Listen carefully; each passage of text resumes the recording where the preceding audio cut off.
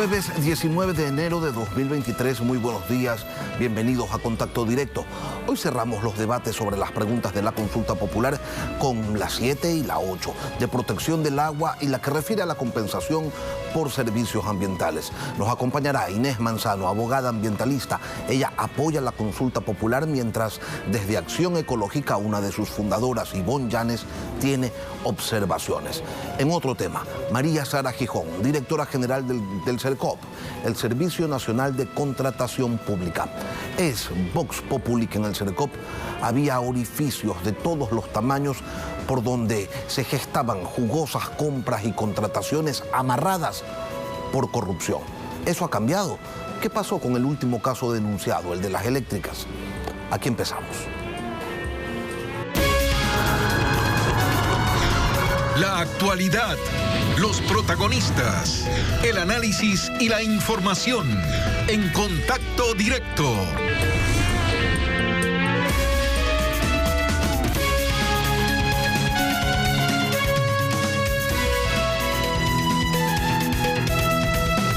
Dentro de 17 días los ecuatorianos acudiremos a las urnas y tendremos frente a nosotros una papeleta, la de la consulta popular, con 8 preguntas que el gobierno pone a consideración de los electores. En Contacto Directo hemos contado con la participación de voces diversas, a favor y en contra de las iniciativas gubernamentales, y hoy cerramos este ejercicio de contrapuntos con Ivonne Llanes, cofundadora de Acción Ecológica, e Inés Manzano, abogada ambientalista. Les agradezco a ustedes por su presencia y también por la precisión de sus respuestas. Empecemos entonces. La pregunta 7 de la consulta popular plantea lo siguiente: ¿está usted de acuerdo con que se incorpore un subsistema de protección hídrica al Sistema Nacional de Áreas Protegidas? En la argumentación, el gobierno señala que si bien el Código Ambiental en su artículo 38 señala que uno de los objetivos del Sistema Nacional de Áreas Protegidas es la protección hídrica, en ninguno de sus subsistemas, ni el estatal, el autónomo descentralizado, el comunitario, ni el privado, se incorpora este criterio a las áreas de protección hídrica. Que la Ley de Recursos Hídricos tampoco lo hace, señala el régimen. Pese a esta premisa, Ivonne, Acción Ecológica llama a votar que no en esa pregunta. ¿Por qué? Buenos días. Muy buenos días a todos los televidentes. Un saludo a Inés y a usted, Lenin. Acción Ecológica, desde hace algunas semanas, cuando se convocó a la consulta popular, está llamando a votar no en las 2 preguntas llamadas ambientales, que es la 7 y la 8. En cuanto a la pregunta 7, es muy importante entender que en las zonas de recarga hídrica ya estarían siendo incorporadas a través de la Ley de Recursos Hídricos como parte del subsistema de áreas protegidas. Es decir, que es innecesario que a través de una enmienda constitucional se haga esto. En segundo lugar, existe una confusión entre lo que son las categorías de manejo y los subsistemas, porque como un nuevo subsistema, lo que se estaría confundiendo es con la categoría de conservación, si es que se lleva a rango constitucional esta incorporación de las zonas de recarga hídrica en el artículo de la reforma, que es el 405. Además, un argumento muy fuerte para llamar a votar no es que con esta reforma, esta enmienda, lo que se estaría haciendo es probablemente debilitando a los sistemas comunitarios y las juntas de agua, que son aquellas que han protegido el agua desde, no recientemente, desde hace cientos de años, y que son aquellas que lo que hacen es favorecer a millones de ecuatorianos que se benefician de esto. Gracias por su respuesta, Ivonne. Inés, a su criterio, si no se crea un subsistema de protección hídrica, ¿cuáles podrían ser las consecuencias?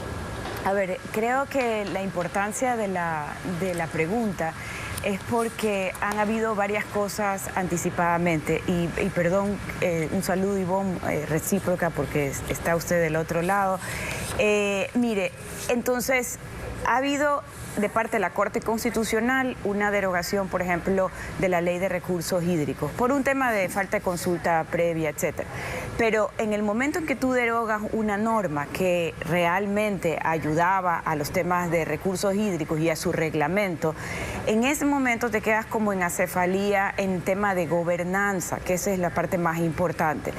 Efectivamente, no existe un subsistema hídrico específico para esta protección de estas zonas de protección hídrica, que ya en el Ecuador son como más de 22 zonas hídricas. La última fue la reserva que está cerca del Ángel, y son más de 30.000 hectáreas de recursos hídricos protegidos alrededor con tierras para conservación. Entonces, la importancia de hacerlo a nivel constitucional es primero porque le estás dando una visión constitucional de protección. Acuérdense que nuestra Constitución es garantista en temas de los derechos de la naturaleza, pero adicionalmente mejorar la gobernanza, que creo que eso es lo que nos hace falta.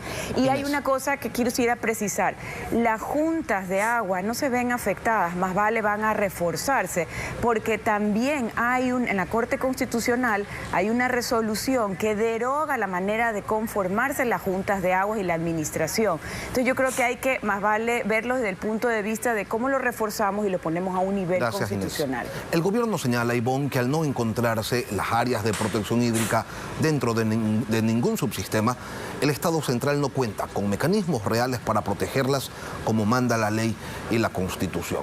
A su criterio, ¿este argumento tiene fundamentos? Yo creo que no tiene fundamentos. En primer lugar, porque yo creo que el gobierno no ha mostrado realmente un interés, no solamente por proteger el agua, sino también en general para dedicarle atención y recursos a todos los temas ambientales en el Ecuador. Si es que realmente le interesara el tema del agua, lo que haría, por ejemplo, es evitar seguir entregando permisos y concesiones a empresas contaminantes, como por ejemplo las empresas mineras. Si es que realmente le interesara, lo que debería hacer es efectivamente proteger que los ríos dejen de estar contaminados, o simplemente lo que podría hacer, ya que vamos a entrar después en el tema del cambio climático, proteger a los páramos, que son justamente estas zonas en donde son esponjas y lo que hacen es captar agua para luego distribuirlas a las poblaciones que se encuentran más abajo. Yo creo que el momento, como dice Inés, de que hay falta gobernanza y que a través de esta enmienda se pueda lograr esto, eso yo creo que no es así. En primer lugar, porque las juntas y los sistemas comunitarios de agua han tenido sus propias normas consuetudinarias desde hace cientos de años, y lo que va a ocurrir es que esto va a pasar a estar regulado de alguna manera por el Ministerio del Ambiente, y se les va a restar la posibilidad de que los principales usuarios del agua, en este caso, por ejemplo, destinado a la agricultura, ya no tengan la posibilidad de tener y de ejercer sus propios manejos comunitarios y ancestrales del agua. Inés, ¿qué nos garantiza que realmente se van a proteger los recursos hídricos si hoy la norma que obliga la protección de otros ecosistemas es vulnerada a diario por las mafias de la minería ilegal, como señalaba Ivonne, de la tala ilegal, de la pesca ilegal, solo por nombrar algunas, a vista y paciencia, y en algunos casos con complicidad también de ciertas autoridades? Y yo agregaría que no solamente son de actividades ilegales, sino de actividades legales que no cumplen con la norma específica de protección hídrica o de protección de temas ambientales. Y también ahí hay una corresponsabilidad. O sea, efectivamente necesitamos ver un Ministerio del Ambiente con mucha más acción en temas de protección, pero también necesitamos un sistema judicial que le haga caso a las denuncias y que prosperen. Tanto Fiscalía como la Corte. Y respecto a los temas sí quiero ser enfática, las juntas de agua no se van a ver afectadas por una protección hídrica, al contrario. Y no hay que santificar tampoco las juntas de agua, porque acuérdense que las juntas de agua se administran por personas naturales con intereses de tener esa agua. Y muchas veces esos intereses de tener el agua, aunque sea legal y que puedan utilizarla, resulta que las devuelven contaminadas, agroquímicos, pesticidas, etcétera. Entonces, lo importante del tema es que podamos llevarlo a un nivel constitucional de protección y de ahí decantar otras protecciones a través de leyes. ¿Cuál es al día de hoy, en esa misma línea, Ivonne, al día de hoy, cuál es el modelo de gobernanza que vigila el cumplimiento de las obligaciones que existen para las 16 áreas de protección hídrica? Usted nos dice no es necesaria la enmienda, pero se me viene a la cabeza en este momento que en algunas comunidades hay dirigencias que se apropian del agua y en algunos casos llegan incluso a extorsionar a los integrantes de esas comunidades para permitirles su acceso. ¿Quién protege hoy el agua y a sus usuarios? Hay que reconocer que la Constitución del Ecuador reconoce el agua como un derecho humano. Pero además reconoce la Constitución el derecho de los y las ecuatorianas a tener mecanismos de participación en la toma de decisiones en todo sentido. Y en este caso, cuando se trata de un derecho humano como el agua, es fundamental que exista la participación de todos los ecuatorianos, no a través de una enmienda, sino a través de tomas de decisiones a nivel local, efectivamente, conjuntamente con el Estado y con los distintos sistemas de manejo del agua, tanto comunitario, privado, estatal. Y también es muy importante que los principales usuarios del agua, en este caso los campesinos a través de las juntas y sistemas comunitarios, los usuarios urbanos del agua y otros usuarios, porque recordemos que hay una prelación del agua en el Ecuador. El agua primeramente tiene que ser usada para el consumo humano, luego para la soberanía alimentaria, luego para mantener el caudal ecológico de los ríos y solamente después para los temas productivos como pueden ser las industrias, la minería, etcétera. Entonces, primeramente hay que abrir procesos de participación local para efectivamente decidir y tomar control real de todo lo que significa el derecho humano al agua. Gracias, Ivonne. Inés, ¿encuentra usted razones en los temores que organizaciones como Acción Ecológica expresan? Sí. Y debo de ser sincera, porque además no solamente es lo que expresa ahorita Ivonne, sino es lo que se expresa a través de norte, sur, este, oeste en el Ecuador, es cómo accedo a un agua limpia. Acuérdense que parte fundamental del proceso productivo y como una materia, lo pongamos así, una materia prima indispensable es el agua y su calidad. Entonces, si yo tengo una mala calidad de agua o no tengo acceso al agua en cuanto a las necesidades de productividad, por ejemplo, entonces no voy a lograr ese desarrollo. Pero también hay otra cosa, bien anota Ivonne, la prelación. La prelación es agua para consumo humano, la segunda es riego, más que soberanía alimentaria.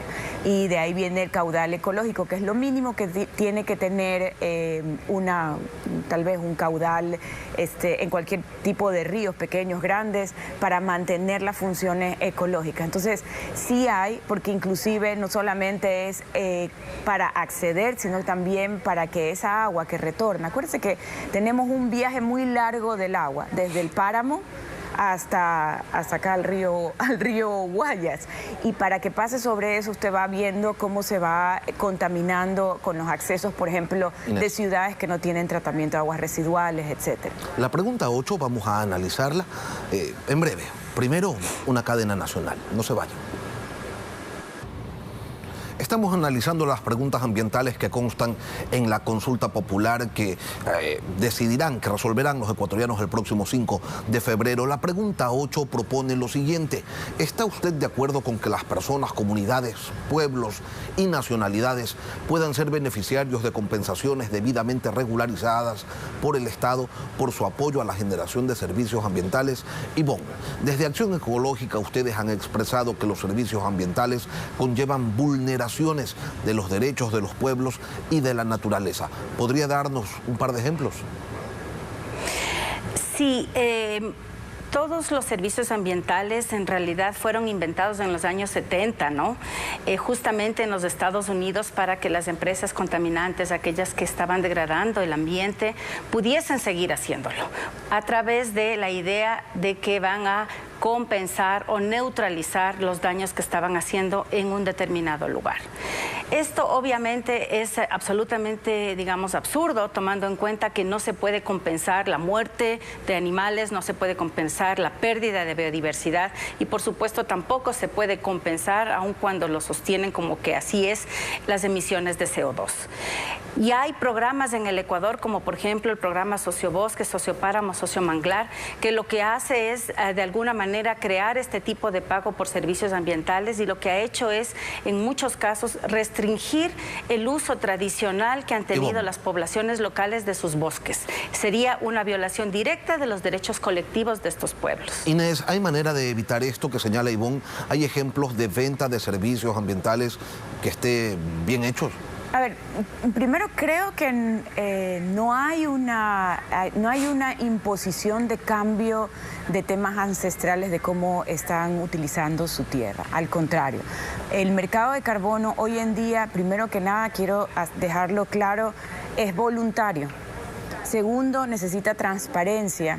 Y tercero, lo que quiere lograr como objetivo es la reducción de los gases de efecto invernadero, la descarbonización de la industria, pero asimismo que haya apoyo económico a estas comunidades que conservan, porque son los bosques por naturaleza, digamos, y están ávidos de tener un ingreso que les permita seguir haciendo sus actividades ancestrales, más la conservación de los bosques. Inés, en ese caso. Un último minuto para que expongan sus criterios sobre estas dos preguntas. Empezamos con usted, Ivonne. Bueno, en primer lugar, nosotras estamos llamando a votar no en esta pregunta, porque la Constitución lo que dice es que los servicios ambientales no pueden ser sujetos de apropiación. Con los cambios que se están proponiendo en el artículo 74, que están dentro de los derechos de la naturaleza, lo que se está abriendo es la posibilidad de que empresas privadas, de que personas jurídicas se apropien de los servicios ambientales, que son nada más que los ciclos, las funciones de la naturaleza, y obviamente esto no se puede negar, porque uno no puede comprar y vender un servicio ambiental, un servicio en general, si es que no garantiza que le está haciendo el traspaso de la propiedad suya a otra persona.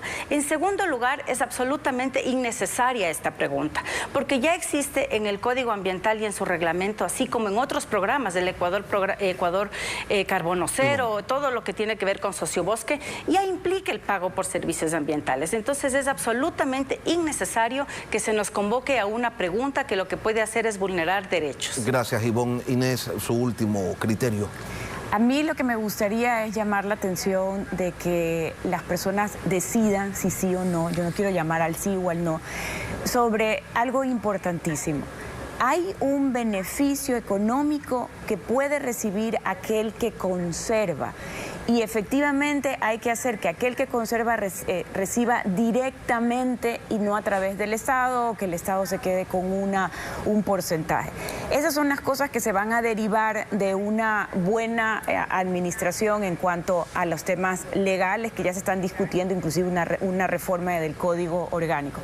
Pero sobre todo, cuando la Constitución habla en algunos artículos, hasta el mismo artículo 74 que se piensa reformar, dice en su primer inciso que debemos de beneficiar a quienes, a personas, comunidades que estén haciendo lo correcto, en este caso es la conservación. Pero adicionalmente tenemos que ser más específicos respecto de que los servicios ambientales solamente se está hablando del tema de carbono, y eso hay que verlo en el anexo de la pregunta. Solo se hablaba de carbono, no de biodiversidad, no del agua, etc. Entonces, ahí es cuando está específicamente dirigido a quienes conservan estos bosques, quienes tienen ese stock de carbono, quienes van a poder comercializarlo y recibir una justa retribución. Queremos agradecer a nuestras panelistas Ivonne Llanes e Inés Manzano por acompañarnos en contacto directo y exponer sus posturas sobre las dos últimas preguntas de la consulta popular. Vamos a una pausa y al volver estará con nosotros María Sara Gijón, directora general del Servicio Nacional de Contratación Pública, CERCOP. Certificados falsos, vulneración al sistema de compras públicas, proveedores que no eran tales. Estos orámenes de corrupción continúan en compras y contrataciones públicas. Ya regresamos.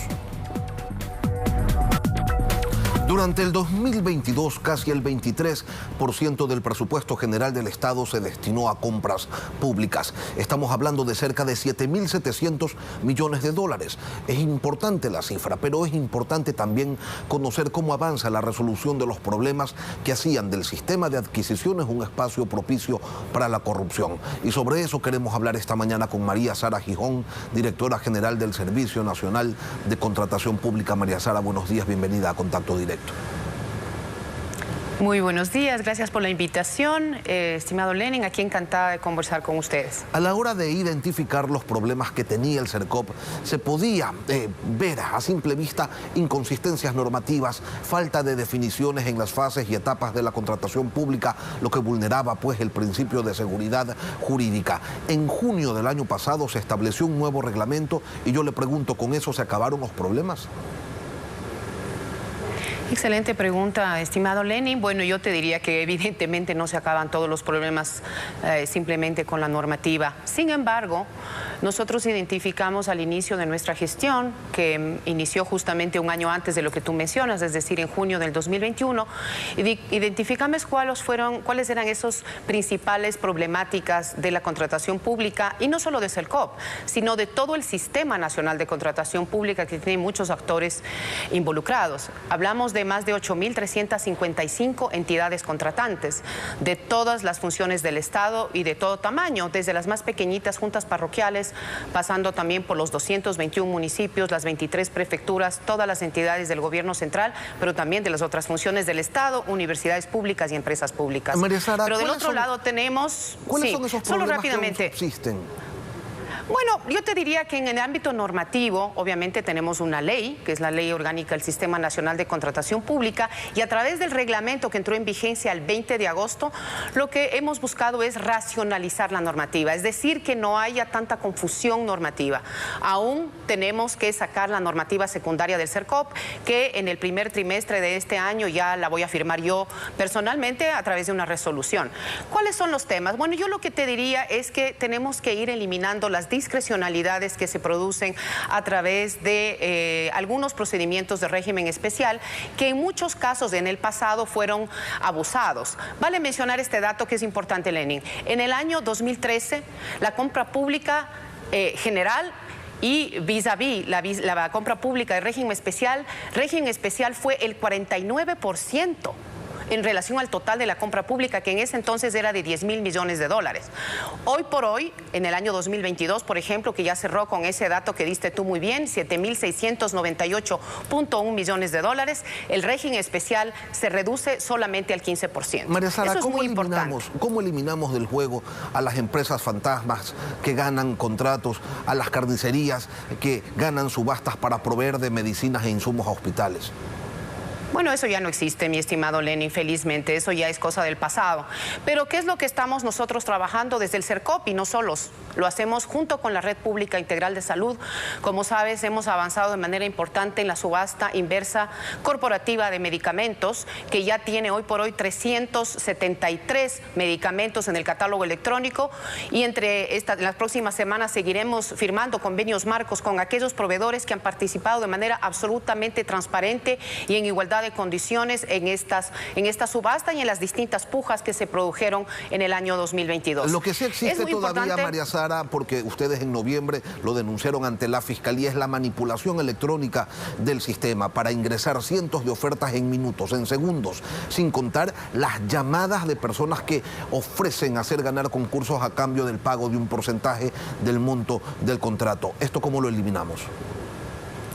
Bueno, yo creo que es un trabajo colaborativo entre todos los actores, como te mencionaba, las entidades contratantes, pero también esos 392.000 y más proveedores del Estado. Este es un trabajo colaborativo que lo tenemos que realizar todos. Y valga el tema que mencionaste tú, que se produjo justamente en el catálogo electrónico de servicios de seguridad y vigilancia. Felizmente, y eso es lo importante, a través de la transparencia que existe hoy por hoy en el CERCOP y obviamente en el Sistema Nacional de Contratación Contratación Pública, no solamente a través del SOCE, que es el Sistema Oficial de Contratación del Estado, pero también en dos portales importantísimos, Contrataciones Abiertas de Ecuador, que son datos abiertos, y Contratación Pública en cifras. ¿Qué es lo que pasó entonces? Inmediatamente algunos actores que se vieron afectados o que ellos consideraron que estaban siendo afectadas sus oportunidades de participación, inmediatamente vinieron donde nosotros, también acudieron a la prensa y nos indicaron de estas malas prácticas de malos proveedores. Inmediatamente nosotros tomamos acción. Nosotros junto con la Asamblea también hemos trabajado en mejorar este tema. Desde el CERCOP que hemos hecho nosotros, desde el área tecnológica hemos fortalecido el sistema de catalogación, obviamente ya el momento de la compra, digamos a través de las órdenes de compra, y hemos hecho algo interesante. Hemos incluido un algoritmo de la equidad que le hemos llamado para que justamente todos los proveedores que participan en el catálogo puedan tener oportunidad igualitaria de ser beneficiarios, obviamente, de las adjudicaciones de este procedimiento. Así que la tecnología es fundamental y la transparencia es clave. En la última denuncia de corrupción que realizó la Posta se señala que proveedores de empresas eléctricas o de las empresas eléctricas falsificaban certificados para poder calificarse como tales y hacerse con cuantiosos contratos. ¿Qué pasaba allí con los controles? ¿Por qué pillerías de esta ralea se terminaban institucionalizando en el sector público? Yo creo que ahí tenemos que tener muy claro que es fundamental que en las mismas entidades contratantes, en este caso se menciona a empresas públicas, las mismas entidades contratantes determinen a gente proba y absolutamente conocedora de la temática para que formen parte de las comisiones técnicas que analizan los documentos que forman parte, en este caso, de licitaciones o de otro tipo de procedimientos de contratación pública. Así que es fundamental el trabajo colaborativo entre los distintos actores. En este caso mencionemos las mismas entidades contratantes fortaleciendo al personal que trabaja en estas instituciones.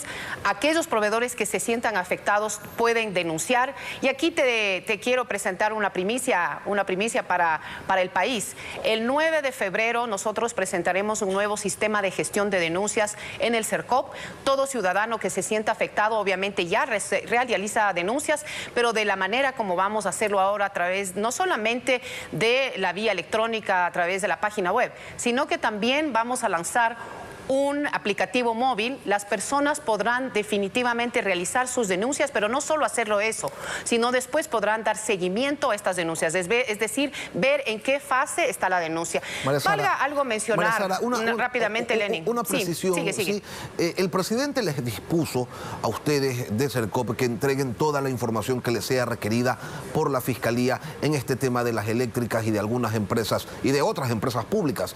¿Ya les ha llegado algún pedido? A nosotros todas las semanas nos llegan pedidos desde la Fiscalía, desde la Asamblea Nacional, desde la Contraloría General del Estado, desde todas las instancias, y específicamente sobre este caso ya nos llegó un primer pedido, estamos preparando y a la próxima semana entregaremos toda la información. Es información cuantiosa y nosotros siempre, con absoluta transparencia, hemos entregado y seguiremos entregando toda la información que conste en el Sistema Oficial de Contratación del Estado. Quería solamente mencionar adelante. En el tema de denuncias, Lenin, algo rapidito. Nosotros recibimos, digamos, unas 430 denuncias, ¿sí? Entre el mayo del 2021 y diciembre del 2022. Más o menos unas 30 denuncias mensuales. De esas denuncias que presenta la ciudadanía, a veces también proveedores que se sientan afectados, gremios, etcétera, 124 de estas denuncias no tuvieron suficientes, digamos, sustentos para poder continuar. Así que esas fueron archivadas. De ahí, 52 de ellas recibieron sanción administrativa a los proveedores. Nosotros mismos sancionamos. Ahí también hemos presentado en todo el año 2022 36 denuncias a Fiscalía, es decir, existen elementos de conformidad con nuestra área de denuncia de que puede haber un acto de corrupción. ¿Quién puede determinar ya a través de la investigación si hay o no hay indicios de responsabilidad penal? Es la Fiscalía.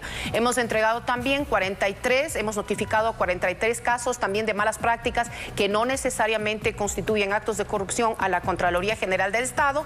También hemos enviado notificaciones a la Superintendencia de Control de Poder de Mercado por prácticas anticompetitivas, 8 de ellas. Así que nosotros trabajamos en conjunto, todos los actores, todos los entes de control y de supervisión, de manera colaborativa para realmente solucionar este tema. Y vale mencionar algo importante también, Lenin. Se nos termina la próxima semana, el lunes, sí, rápidamente, el 24, nos vamos a reunir todos los representantes de todas estas instituciones, incluidas las superintendencias, para seguir fortaleciendo el subsistema nacional de control, que esperamos este año 2023 logremos la verdadera interoperabilidad de todas las bases de datos para realmente trabajar de manera mucho más oportuna y rápida para, obviamente, controlar estos actos. María Sara Gijón, directora general del Servicio Nacional de Contratación Pública. Gracias, María Sara, por acompañarnos hoy aquí en Contacto Directo. Con esto cerramos este espacio de entrevistas por el día de hoy. Las noticias continúan en Televistazo, en la comunidad.